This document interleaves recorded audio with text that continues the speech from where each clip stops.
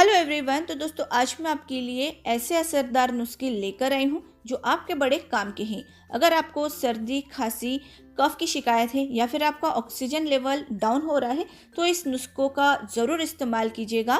साथ ही दोस्तों ऐसे नुस्खे हर किसी के पास होने चाहिए, तो इसे ज़्यादा से ज़्यादा शेयर कीजिएगा और वीडियो पसंद आए तो इसे लाइक भी ज़रूर कीजिएगा। तो चलिए वीडियो को शुरू करते हैं। तो दोस्तों अगर आपके फेफड़े, आपके लंग्स मजबूत रहेंगे तो ऑक्सीजन लेवल कभी भी डाउन नहीं होगा। और फेफड़ों को ज़्यादा मजबूत बनाने के लिए ये आयुर्वेदिक लेप का इस्तेमाल आप ज़रूर कीजिए। तो इससे बनाना कैसे है चलिए ये देख लेते हैं। तो बनाने के लिए हमें लेनी है ये घर की 4 चीज़ें। तो दोस्तों आप देखकर कहेंगे क्या हम सब्जी बना रहे हैं? नहीं दोस्तों, ये एक आयुर्वेदिक लेप है जो घर की चीज़ों से ही बनेगा और इसे बनाने के लिए ना ही आपको कोई पैसे खर्च करने की ज़रूरत है और ना ही ज़्यादा सामान लेने की। तो यहाँ पर इसे बनाना कैसे है ये देख लेते हैं। तो यहाँ पर हमने 5 से 6 कलियाँ लहसुन की ली है। लहसुन की मात्रा ज़्यादा रखनी है, इस बात का ध्यान रखें। आधी हमें प्याज लेनी है जिसे हमें काट लेना है। साथ ही हमें लेना है एक टुकड़ा अदरक का, इसे भी हम छोटा छोटा काट लेंगे। तो यहाँ पर हमने 1 इंच से थोड़ा बड़ा अदरक का टुकड़ा लिया है। और साथ ही 1/4 टीस्पून डालेंगे हल्दी पाउडर। साथ ही इसमें थोड़ा सा पानी डालेंगे। पानी ज़्यादा नहीं डालना है, बस थोड़ा सा ही डालेंगे ताकि ये अच्छे तरीके से पीस जाए। और यहाँ पर इसे पीसने के बाद देखिए इसका जो स्मूथ पेस्ट है हमें एक कटोरी में निकाल लेना है। और ये हमारा एक आयुर्वेदिक लेप बनकर तैयार हो जाएगा जिसे हमारे लंग्स को बहुत ही मजबूत बनाएगा। और अगर आपके लंग्स मजबूत रहेंगे तो आपको कोई भी बीमारी छू नहीं सकती जो कि लंग्स से रिलेटेड होगी। तो ये दोस्तों ये बहुत ही यूज़फुल है। इसे लगाना कैसे है ये भी आप देख लीजिए। रात को सोते समय आप इसे लगाएं और ढककर सो जाएं। पंखा ऑन ना रखें और साथ ही बच्चों को इसे न लगाएं क्योंकि इसकी खुशबू बच्चे पसंद नहीं करते हैं। तो दोस्तों जिनके घर में छोटे बच्चे हैं, जिन्हें सर्दी, खांसी, कफ, जुकाम इन सब से परेशानी है तो उनके लिए ये नुस्खा बड़ा ही काम का है जो कि बहुत ही असरदार है। तो मैंने यहाँ पर आधा जायफल लिया है, इसे हमें ग्रेट कर लेना है। ग्रेट करने के बाद इसका इस तरीके से पाउडर बन जाएगा। और इस पाउडर को हमें किस तरीके से यूज़ करना है ये भी देख लेते हैं। साथ ही हमें लेना है यहाँ पर लगभग 20 से 22 लौंग। लौंग लेते वक्त ध्यान रहे कि इसके ऊपर का जो फूल है उसके साथ आपको लेना है, वो निकला हुआ नहीं होना चाहिए। तो ये देखिए हमने ऐसे लौंग ले लिए हैं बिल्कुल देखकर। और अब हमें इसे डालना है तवे के ऊपर। तवे में इसे डालकर भूनना है। तवा अच्छे से गर्म होने से ये जो लौंग है वो जल्दी से भुनने लगते हैं, फूल जाते हैं। और दोस्तों ये जो धुआं है ये भी बहुत असरदार होता है। जिन्हें सर्दी की वजह से नाक बंद या कान जिनके बंद हो जाते हैं उन्हें इस धुएं की सिकाई करने से नाक तुरंत खुल जाता है और सांस लेने में आसानी होती है। तो जो लौंग का धुआं है वो भी बहुत असरदार होता है। तो ये देखिए अब जैसे ये भून रहा है इसका कलर चेंज हो रहा है, ये बिल्कुल फूल जाता है। और अब हमें इसे एक कटोरी में निकाल लेना है। हल्का सा ठंडा करने के बाद हमें इसे एक कुटनी में या फिर एक खलबत्ते में डालना है।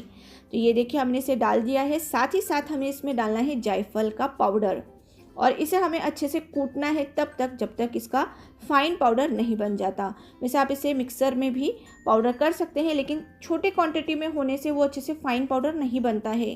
तो बेस्ट ऑप्शन यही है कि आप कुटनी ले लीजिए। अब इस पाउडर को हमें किस तरीके से इस्तेमाल करना है इसे भी ध्यान से सुनिए। तो यहाँ पर हमने लिया है एक छोटी सी कढ़ाई, इसमें हमें डालना है थोड़ा सा पानी और साथ ही हमने जो पाउडर रेडी किया है वो इसमें ऐड करना है। तो हमने यहाँ पर 1/4 कप पानी में लगभग 1.5 चम्मच ये पाउडर डाला है और इसे हम अब पकाएंगे तब तक जब तक ये थोड़ा सा गाढ़ा नहीं हो जाता। तो इसे पकने के लिए लगभग 4 से 5 मिनट ही लगते हैं। तो ये देखिए जैसे ये पकेगा ये इस तरीके से गाढ़ा हो जाएगा और इस लेप को अब हमें लगाना है। जी हाँ दोस्तों, इसे पिलाना नहीं है, इसे लगाना है। तो इसीलिए आज ये बहुत ही असरदार नुस्खा आपके लिए लेकर आई हूँ जो बच्चों के लिए बहुत ही बेस्ट है। तो अगर बच्चों को ज़्यादा खांसी हो जो रुक नहीं पा रही है या फिर जिन्हें छाती में कफ जम गया हो, उनके छाती में, पसले में या फिर पीछे रीढ़ की हड्डी में आप इस लेप को लगाएं। लेकिन लेप थोड़ा हल्का गर्म होना चाहिए और इसे लगाते वक्त पंखा बिल्कुल भी ऑन ना रखें। अच्छे से लगाने के बाद इसे फटाफट से आपको ढक देना है और इसे अच्छे से आपको ढककर सुलाना है जिससे ये अपना काम करना शुरू कर देगा। और दोस्तों सुबह तक इनकी खांसी या फिर इनके अंदर जो भी ज़ुकाम सर्दी जो भी होगी वो बहुत ही कम हो जाती है। बहुत असरदार नुस्खा है जो हमारे घर में सदियों से हम यूज़ कर रहे हैं। तो इस्तेमाल करके देखिए, आपको बहुत फ़ायदा पहुंचाएगी। तो दोस्तों, अगर आपको भी सांस लेने में प्रॉब्लम हो रही है, ऑक्सीजन लेवल घट रहा है या फिर कफ जमने से सांस लेने में घबराहट हो रही है, तो आप ये नुस्खा इस्तेमाल कीजिए डॉक्टर के पास जाने से पहले।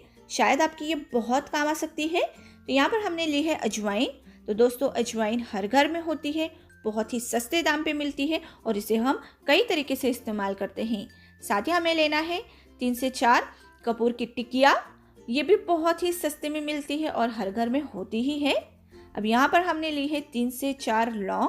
तो दोस्तों, ये जो 3 चीज़ें हैं, सिर्फ 3 चीज़ें हमारे लिए इतने ज़्यादा गुणकारी हैं, इसके इतने ज़्यादा फ़ायदे हैं, जिससे हम डॉक्टर के पास जाने से बच सकते हैं, ज़्यादा पैसे खर्च करने से बच सकते हैं। तो सबसे पहले हमें यहाँ पर लेना है एक सूती कपड़ा। आप यहाँ पर रुमाल भी ले सकते हैं। इसके ऊपर हमें सबसे पहले डालना है अजवाइन। तो 1 चम्मच भरकर आप अजवाइन डालें। अब डालेंगे इसके ऊपर ये लौंग है, 3 से 4 लौंग डालेंगे और डालेंगे कपूर की टिकिया। लेकिन कपूर की टिकिया आपको इस तरीके से तोड़ कर डालनी है, पाउडर करके डालना है, ताकि इसका जो फ़ायदा है हमें ज़्यादा से ज़्यादा पहुंच पाए। अब इसकी पोटली बनाकर हमें इसे रखना है एनी टाइम अपने पास। अगर आप जॉब पर जाते हैं या कहीं दूर के सफ़र पे जाते हैं तो इस पोटली को अपने पास ज़रूर रखिए। और अगर आपको कभी भी सांस लेने में प्रॉब्लम हो तो इसे आप सूंघ लीजिए, जिससे आपको बहुत ही आराम पहुंचेगा, बहुत ही अच्छा महसूस होगा। और दोस्तों, जिन्हें कफ की शिकायत है वो इस पोटली की सिकाई कीजिए।